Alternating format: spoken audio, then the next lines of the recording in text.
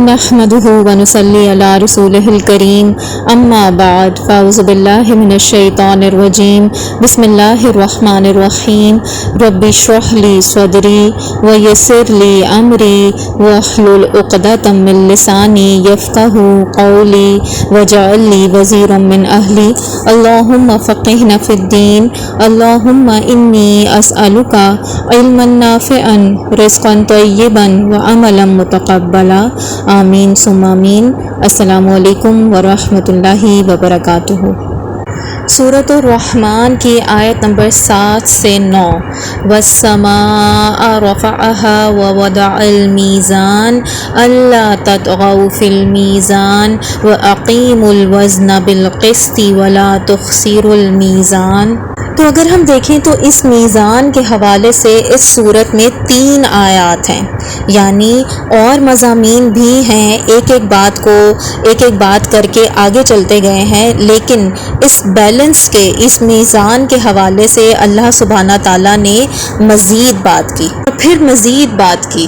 پہلی بات کی تھی کہ آسمان کو اٹھایا تھا اور اس پر ایک میزان برقرار کیا تھا۔ پھر دوسری بات کیا کی تھی کہ یہ میزان جو برقرار کیا ہے یہ کیوں کیا ہے؟ تاکہ تم بغاوت مت کرنا میزان کے معاملے میں۔ پھر تیسری بات کی وَأَقِيمُوا الْوَزْنَ بِالْقِسْطِ، جب بھی وزن قائم کرو، جب بھی کسی چیز کو تولو تو عدل سے کرنا، ایسے کرنا کہ سب دیکھ سکیں۔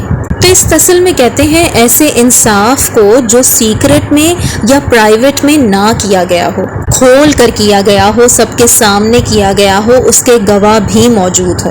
گویا کیا فرمایا گیا کہ جب میزان قائم کرو تو اس کے گواہ رکھ لو۔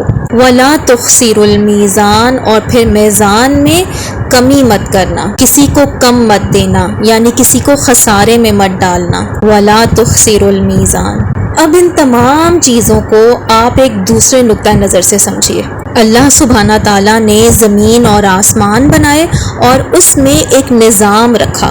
اگر وہ نظام نہ ہوتا تو یہ زمین ہلتی رہتی، اگر وہ نظام نہ ہوتا تو سورج ایک خاص فاصلے میں نہ ہوتا، جس کے خاص فاصلے میں ہونے کی وجہ سے اس دنیا میں لائف ممکن ہے۔ تو ہر چیز میں اس نے ایک خاص بیلنس رکھا ہے۔ اللہ سبحانہ تعالیٰ نے ہر چیز کے لیے ایک خاص کیلکولیشن رکھی ہوئی ہے۔ پھر کیا ہوگا کہ ایک دن آئے گا اور یہ سب چیزیں بالکل تباہ اور برباد ہو جائیں گی، یعنی یہ جو سب آرڈر ہے، یہ جو سب چیزیں ابھی آرگنائزڈ ہیں، ڈسپلنڈ ہیں، وہ سب کیوس بن جائے گا۔ یہی بات ہے نا؟ اب اس کو سمجھنے کی کوشش کریں۔ جب یہ تمام چیزیں ابھی مینٹین ہوئی ہوئی ہیں، جیسی ہونی چاہیے ویسے ہیں، اس وقت تک آپ کو کھلی چھٹی ہے۔ آپ نے جتنی کرپشن کرنی ہے کر لیں، انسان کر رہا ہے نا، کہیں خون بہا رہا ہے، کہیں جھوٹ بول رہا ہے، کہیں ڈاکے مار رہا ہے، کہیں چوری کر رہا ہے، زیادتیاں کر رہا ہے۔ اللہ سبحانہ تعالیٰ کی طرف سے کوئی پکڑ نہیں ہے، کوئی پکڑ نہیں آ رہی اللہ کی طرف سے۔ پھر ایک دن یہ ایکویشن شفٹ ہونے والی ہے، الٹی ہونے والی ہے۔ پھر یہ تمام چیزیں جن میں میزان ہے وہ میزان ٹوٹ جائے گا اور پھر میرا اور تمہارا میزان کھڑا ہوگا۔ وہ میزان کیا ہے؟ جس میں ہمارے اعمال نامے تولے جائیں گے۔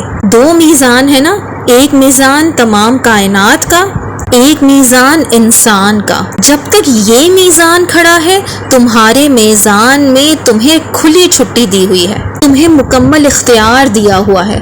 جب یہ میزان ختم ہوگا تو پھر تمہارے میزان میں تمہیں کوئی اختیار نہیں رہے گا۔ تو پھر تم کیا کر لو گے جب وہ دن آئے گا؟ وَمَا تَشَاءُونَ إِلَّا أَن يَشَاءَ اللَّهُ، پھر تم جو بھی چاہے کر لو، ہوگا وہی جو اللہ چاہتا ہے۔ یہی بات کی گئی ہے اس دن کے بارے میں ابھی کہ تم جو چاہتے ہو کر لو، جس نے ماننا ہے مانے، جس نے نہیں ماننا نہ مانے، جو چاہے کرو۔ اسی نے تمہیں بنایا، تم میں سے کافر بھی ہیں، تم میں مومن بھی ہیں، تم نے جو کرنا ہے کر لو، لیکن ایک دن آئے گا، میزان بدلے گا اور تمہارا میزان کھڑا ہوگا۔ یہ اللہ سبحانہ تعالیٰ کا نظام ہے، تو اس میزان سے ہمیں اگلے میزان کی اصل میں تیاری کرنی ہے۔ اچھا، اس بارے میں بس ایک آخری بات، پھر انشاءاللہ آگے چلتے ہیں دیکھیے مینوفیکچرنگ میں نا ایک چیز کو کہتے ہیں ڈیزائنر سٹائل. اگر کوئی شخص فیشن میں ہے اور اس کو بہت شوق ہے تو وہ کسی بھی شلوار قمیض کو دیکھ کر بتا دے گا کہ یہ کس ڈیزائنر کی ہے. کسی شخص کو آرکیٹیکچر سے لگاؤ ہے، وہ بلڈنگ کو دیکھ کر بتا دے گا کہ اس کا کون آرکیٹیکٹ ہے یا یہ کون سے آرکیٹیکٹ سے انسپائر ہو کر بنائی گئی ہے. اسی طرح کسی کو گاڑیوں کا شوق ہو تو وہ دور سے دیکھ کر نا گاڑی کا بتا دیتا ہے کہ یہ کون سا ماڈل ہے، یہ کون سی گاڑی ہے. ایسا ہی ہے نا. تو ہر مینوفیکچرنگ کا ایک ڈیزائن ہوتا ہے، اور ڈیزائن اس طرح ہوتا ہے کہ اس کو دستخط کرنے کی ضرورت ہی نہیں ہوتی. کیونکہ آپ نے دیکھا ہوگا کہ کچھ پینٹنگز ایسی ہوتے ہیں کہ جب تک ان پر دستخط نہ دیکھو تو پتہ نہیں چلتا کہ یہ کس نے بنائی ہے. لیکن کچھ آرٹسٹ ایسے ہوتے ہیں کہ آپ اس پینٹنگ کے قریب جائے بغیر دستخط دیکھے بغیر بھی بتا دیتے ہیں کہ یہ پینٹنگ کس نے بنائی ہے. کس چیز سے؟ اس کے سٹائل سے، اس پینٹنگ کے انداز سے آپ کو سمجھ میں آ جاتی ہے بات. ٹھیک ہے. اب دیکھیں کہ اللہ سبحانہ تعالیٰ بھی اپنے آپ کو کہتے ہیں المصور، تصویر بنانے والا. عربی میں نا تصویر صرف وہ نہیں جو ہم سوچتے ہیں کہ تصویر ہے، وہ کوئی بھی چیز کا اسکلپچر وغیرہ بنانا بھی ہوتا ہے، اس کو بھی مصور کہا جاتا ہے. ہر چیز کی ترمیم کرنے والا، اس کو خوبصورت بنانے والا وہ اللہ ہے. اس کا بھی اپنا ایک سگنیچر ہے، یعنی اس کو دیکھ کر آپ پہچان جائیں گے کہ یہ کون ہے بنانے والا. اچھا، اس سگنیچر کے نا کچھ فیچرز ہوتے ہیں. جیسے آپ سمجھیں کہ آئی فون ہے، دور سے بھی کوئی دیکھے گا نا تو وہ پہچان لے گا کہ یہ آئی فون ہے، کیونکہ اس کا اپنا ایک سگنیچر ہے، اس کا لوگو ہے، اس کا ایک فیچر ہے کہ وہ سمپل ہے، سلم ہے، اسمارٹ ہے، اس کے کیمرے کی کچھ مختلف سی شیپ ہے، ایٹسٹرا ایٹسٹرا. ٹھیک ہے نا، یہ اس کی کوالٹیز ہیں. اسی طرح جب اللہ سبحانہ تعالیٰ کوئی چیز بناتے ہیں تو اس کی کوئی خاص کوالٹیز ہوتی ہیں کہ انسان پہچان جائے کہ یہ مینوفیکچرر کون ہے، یہ کون سے برانڈ کا ہے. کون سا برانڈ ہے؟ اللہ سبحانہ تعالیٰ کا برانڈ ہے. اللہ سبحانہ تعالیٰ نے اپنے برانڈ کی پہلی کوالٹی کیا بتائی؟ کہ اس میں بیلنس ہے. وَالسَّمَاءَ رَفَعَهَا وَوَضَعَ الْمِيزَانَ أَلَّا تَطْغَوْا فِي الْمِيزَانِ وَأَقِيمُوا الْوَزْنَ بِالْقِسْطِ وَلَا تُخْسِرُوا الْمِيزَانَ.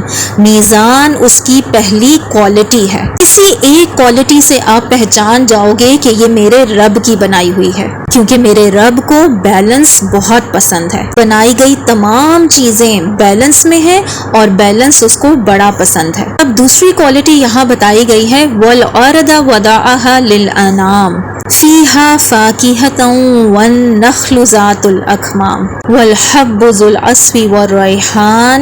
اب آپ دیکھیں کہ ان تمام چیزوں میں نا ایک چیز کامن ہے.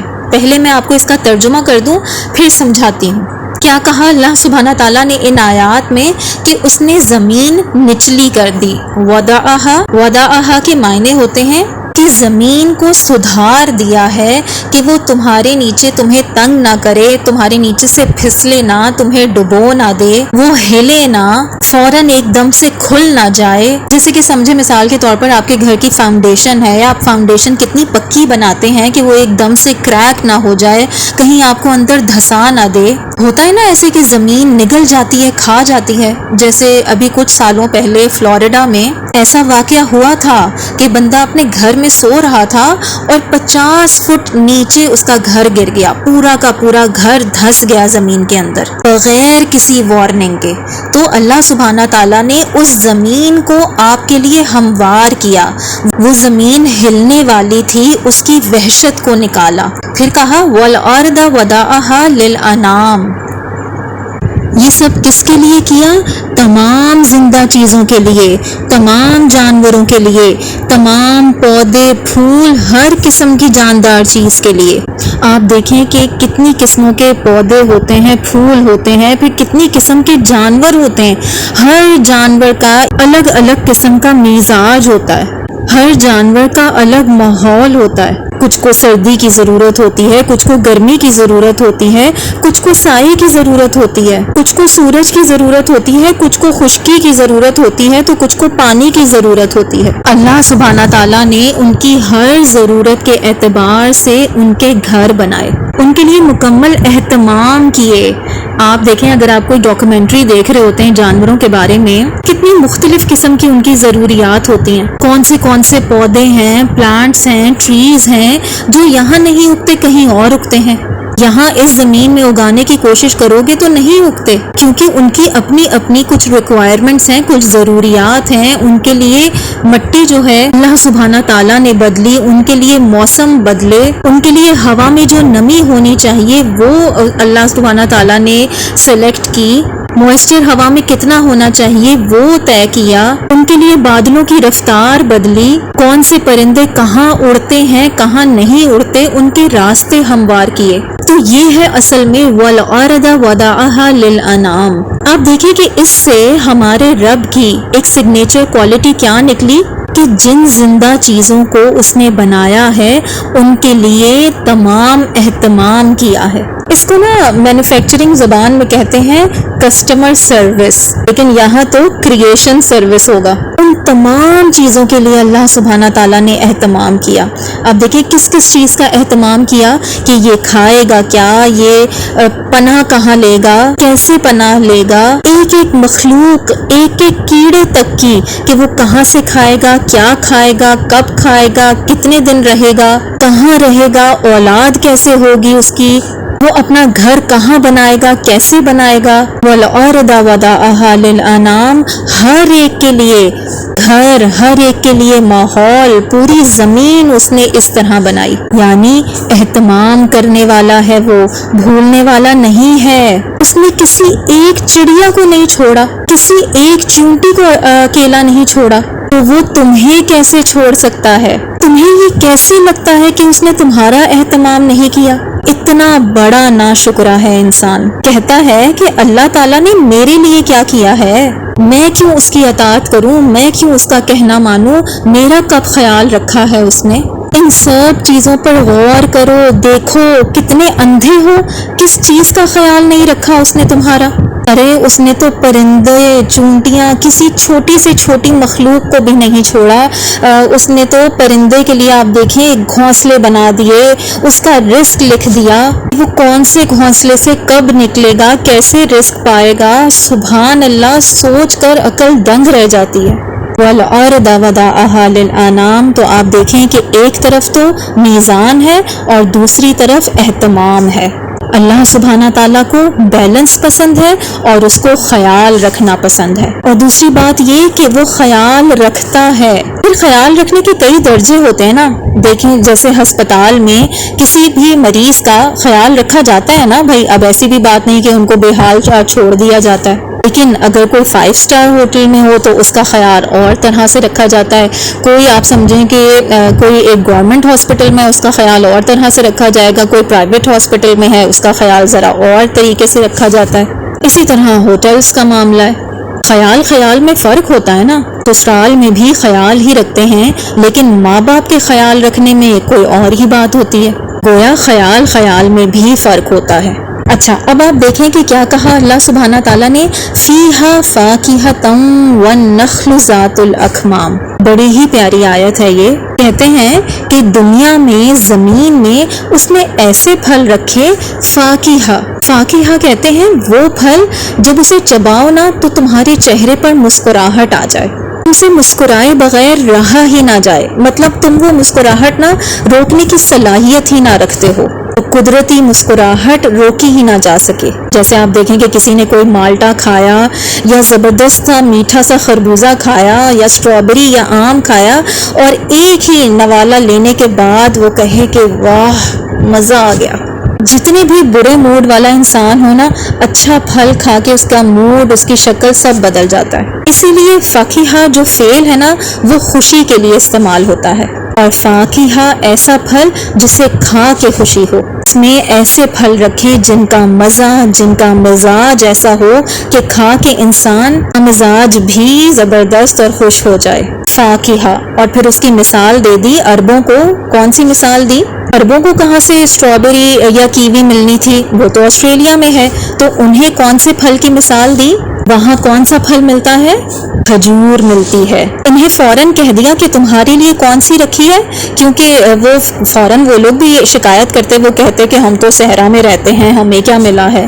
تو فوراً ان کو جواب دے دیا وَالنَّخْلُ، تمہارے لیے دیکھو کھجوروں کے درخت ہیں، اور تمہیں صرف میٹھا کھانے کے لیے نہیں دیا ہے، کیا کہا؟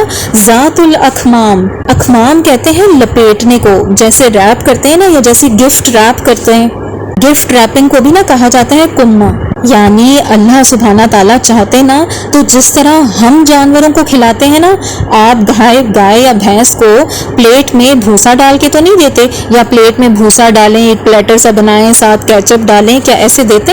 نہیں نا، زمین پر ڈال دیتے، کھا لے گی خود ہی آ کر، یہی کرتے ہیں نا، اور وہ سروائیو کرتی ہے، وہ یہ نہیں کہتی کہ اس میں تھوڑا سا نمک تو زیادہ ڈال دیں یا اس کی مرچی کم کر دیتے، کوئی نخرے نہیں ہوتے، اس نے کھانا ہے، زندہ رہنا ہے۔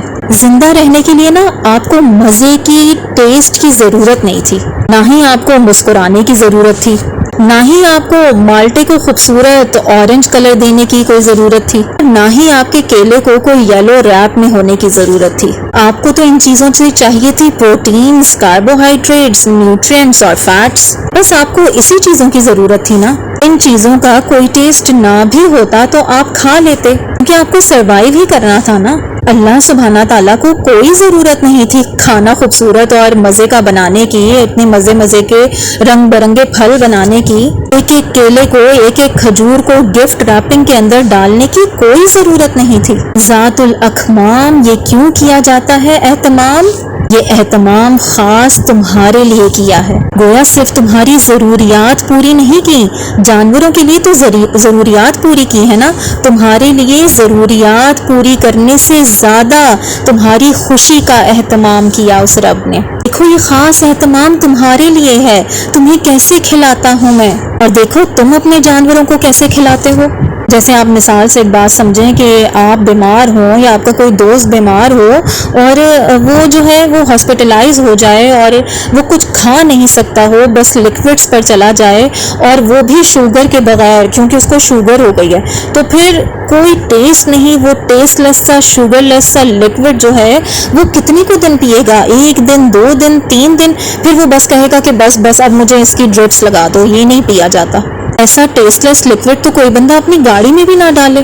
تو آپ دیکھیں کہ ہمیں اچھے ٹیسٹ کی نا اتنی عادت ہے، کھانا اگر اچھے ٹیسٹ کا بھی ہو اور بدصورت ہو، یعنی شکل سے اچھا نہیں لگ رہا، تو بھی کھایا نہیں جاتا، گھن آتی ہے۔